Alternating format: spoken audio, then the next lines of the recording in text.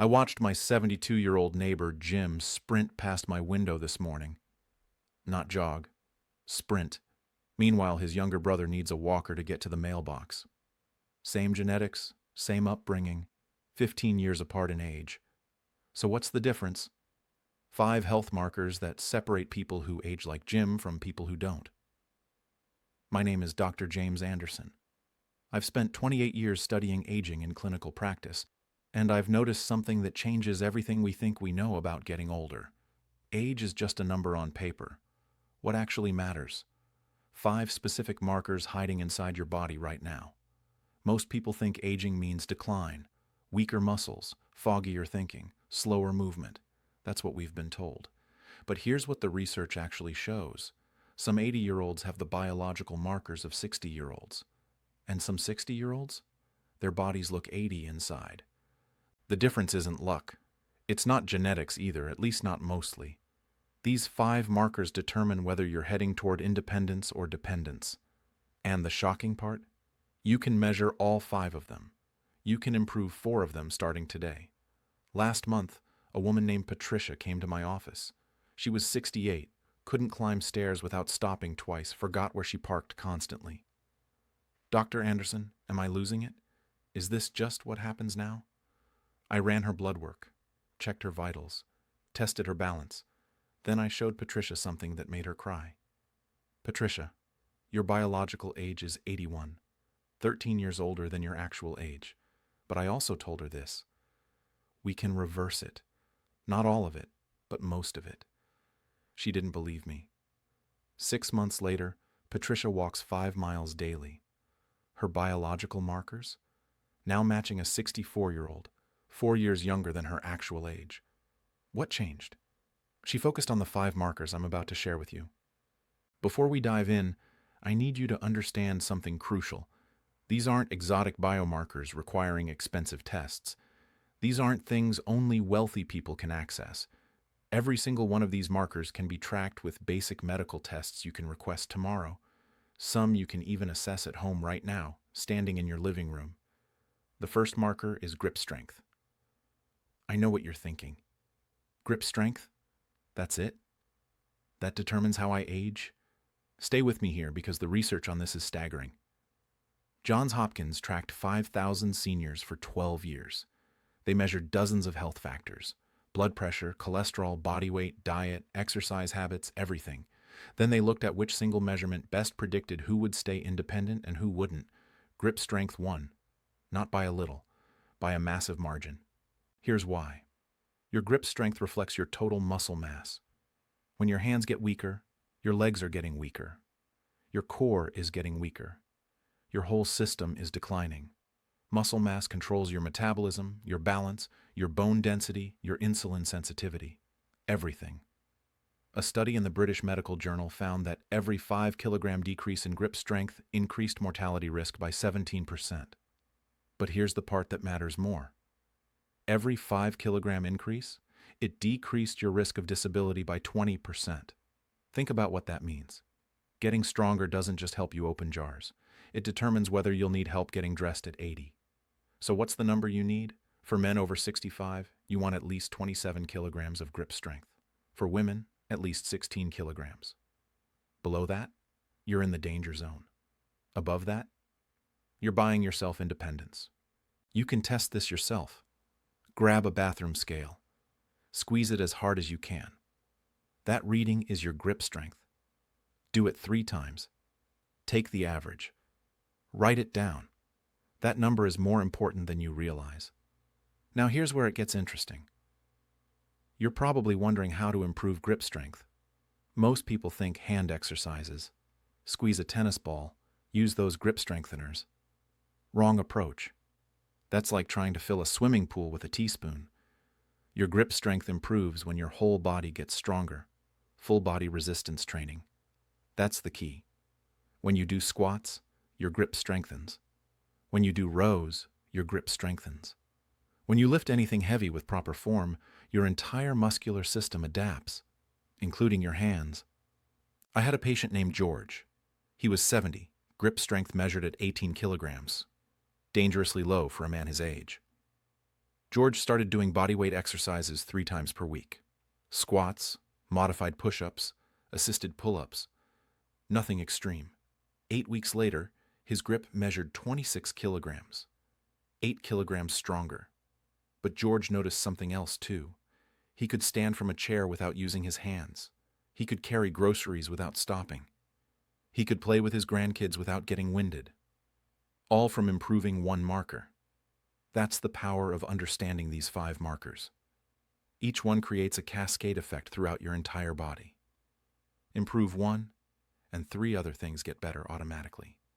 So grip strength is marker number 1. Critical, measurable, improvable. But there's a second marker that most doctors completely ignore, even though it predicts your cognitive decline better than any brain scan. Marker number 2 is walking speed. Not how far you walk, how fast. This one measurement predicts your lifespan more accurately than your cholesterol, your blood pressure, or your family history. A University of Pittsburgh study followed 34,000 seniors for 15 years. They measured walking speed just once at the beginning. Then they tracked who lived and who didn't. The results shocked the research community. Seniors who walked faster than 1 meter per second, that's about 2.2 miles per hour, had dramatically lower mortality rates. We're talking 30% to 40% lower. But seniors who walked slower than 0.6 meters per second, their 10-year survival rate dropped to less than 20%. Think about that. Your walking speed today is forecasting whether you'll be alive in 10 years. Why does this work? Because walking speed measures everything simultaneously. Your heart has to pump efficiently. Your lungs have to deliver oxygen. Your muscles have to generate power. Your brain has to coordinate balance. Your joints have to move freely. When any of these systems fails, you slow down. Walking speed is your body's report card. One number that grades every system at once. The terrifying part? Most people don't notice they're slowing down. It happens gradually. You take a little longer to cross the street. You let others walk ahead. You avoid stairs because they feel harder. These aren't just signs of aging. They're warnings. Your body is telling you something's breaking down. But here's the good news. Walking speed responds fast to intervention. Faster than almost any other health marker. Margaret was 68. She walked at 0.5 meters per second when I first tested her. Dangerously slow. We worked on 2 things, leg strength and cardiovascular endurance, bodyweight squats, short bursts of faster walking, simple step-ups. 12 weeks later, Margaret walked at 0.9 meters per second. She nearly doubled her speed, and she felt it everywhere. More energy, better sleep, clearer thinking. Now, here's how you test yourself. Find a hallway or sidewalk. Mark out exactly 4 meters. That's about 13 feet. Stand at one end. When you're ready, walk to the other end at your normal pace. Not slow, not rushing. Your everyday speed. Time yourself. 4 meters in 4 seconds? That's 1 meter per second. You're in good shape. 4 meters in 5 seconds? You're at 0.8 meters per second. Borderline. Start paying attention. 4 meters in 6 seconds or more. You're below 0.67 meters per second. Danger zone. You need to act now. Write down your number. Test yourself every month. Watch that number improve. When your walking speed increases, everything else is improving too. Your heart, your lungs, your muscles, your brain. All of it. So that's marker 2. But the third marker is the one that surprised me most because it has nothing to do with strength or endurance. It measures something completely different. Marker number 3 is your ability to stand on one leg, specifically how long you can hold it. This simple test predicts stroke risk, fall risk, and cognitive decline. A study from Kyoto University tested 1,400 seniors. They asked each person to stand on one leg with their eyes open. That's it. Hold the position as long as possible, up to 60 seconds. Then researchers tracked these people for 12 years. The ones who couldn't hold the position for at least 20 seconds had triple the stroke risk. Triple. They also had significantly higher rates of small vessel disease in the brain. Those tiny strokes you don't feel but that accumulate and destroy cognitive function over time. Why does standing on one leg matter so much? Balance requires brain function. Your cerebellum has to process signals from your inner ear, your eyes, and your proprioceptors. Those are sensors in your muscles and joints. When these systems communicate well, you balance easily. When communication breaks down, you wobble. Poor balance means your brain's processing speed is declining. The connections between neurons are weakening. Years before you notice memory problems, your balance shows the truth. I tested Richard. He was 71. He couldn't stand on one leg for even 5 seconds. Richard thought it was just his knees. It wasn't. We worked on single leg exercises, simple stuff. Standing on one foot while brushing teeth. Step-ups onto a low platform. Heel-to-toe walking. 8 weeks later, Richard held the position for 25 seconds. His knee pain also disappeared, which he hadn't expected. Turned out the pain wasn't arthritis. It was weakness and instability. Strengthening his balance fixed both problems. Test yourself right now. Stand near a wall in case you need support. Lift one foot off the ground. Keep your eyes open. How long can you hold it? Above 20 seconds? Excellent. Between 10 and 20? Moderate concern. Start working on this. Below 10 seconds? This needs immediate attention. Your fall risk is elevated. Practice this daily. You'll improve faster than you think. Those are 3 of the 5 markers. Grip strength and cognitive speed. Those are the final 2 markers that determine whether you reach 100 or spend your last decade in a chair. Marker 4 is grip strength. How hard you can squeeze. Sounds trivial. It's not. Your grip strength correlates with total body muscle mass. When your grip weakens, everything else is weakening too. A study from the University of Michigan followed 8,000 seniors for 4 years. They measured grip strength using a dynamometer. That's a device you squeeze as hard as possible. Men who squeezed below 26 kilograms had double the mortality rate. For women, the threshold was 16 kilograms. Below that, mortality doubled. Why does grip predict death? Because grip reflects systemic muscle loss. When you lose muscle, your metabolism slows, your immune system weakens, your bones become fragile. You can't recover from illness. One bout of flu lands you in the hospital. Pneumonia becomes life-threatening. But here's what matters. Grip strength responds to training faster than almost anything else. I worked with Patricia. She was 68. Her grip measured 12 kilograms, dangerously low. She couldn't open jars, couldn't carry grocery bags, struggled with doorknobs. We started simple. Squeeze a tennis ball while watching television.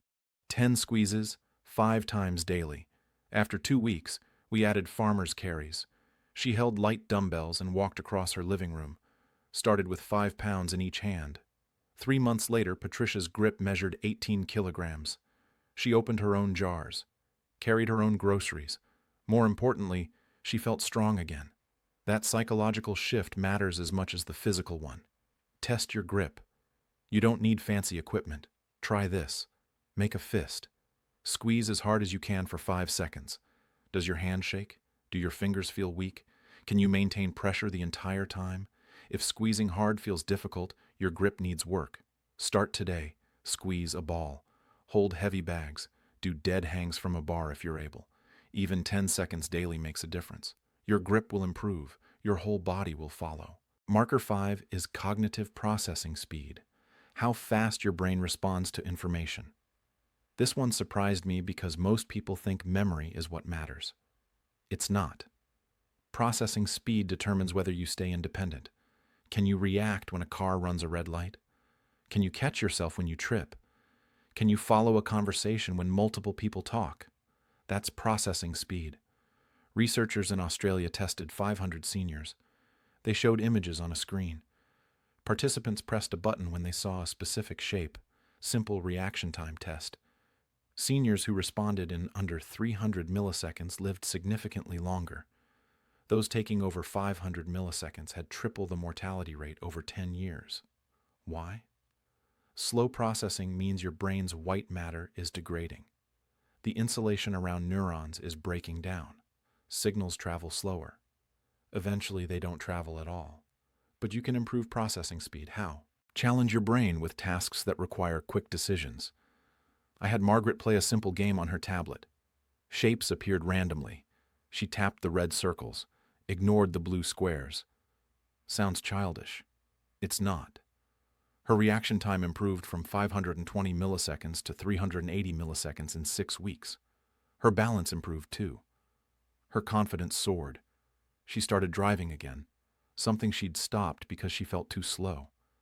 Test yourself. Have someone drop a ruler between your fingers. Try to catch it. Measure where you grabbed it. The lower the number, the faster your reflexes.